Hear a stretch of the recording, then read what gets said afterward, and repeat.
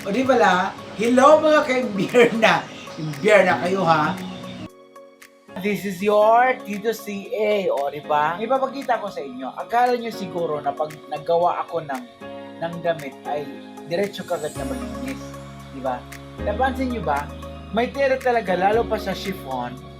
Hindi natin maiwasan magkakaroon ng kulubot. Okay?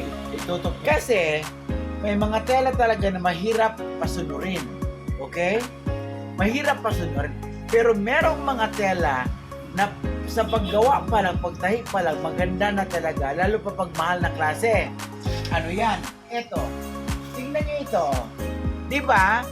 Ganyan lang siya, wala siyang kung ano-ano, pero napakaganda ng pagkagawa. Bakit? May tela talaga na maganda siyang gawin. Pansin nyo, di ba? Pansin nyo? Ayun, nakita nyo? Napakapulido. Pero pagdating dito, ay pangit ang part ito, pero ito malinis. Ngayon, para ito maging malinis, i-drape ko pa yun ng isang tela, ibabaw dito na para seamless ang effect. Ganon po yun kayo. Yung nakikita nyo sa akin na napakaganda ng paggagawa, dinidrape muna siya para maging seamless. Itong example, na marami ako mga tinro, na halos lahat kami, mga staff ko, marunong mag-drape. Importante kasi ang drape para malinis ang corset.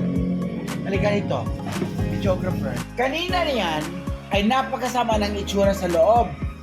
Pero sabi ko, you have to put drapes on that kasi masagwa tingnan. Okay. Tingnan mo, di ba napakalinis?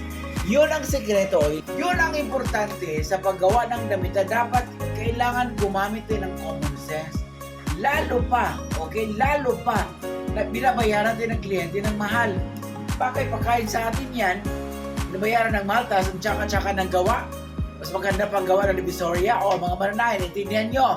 Bye!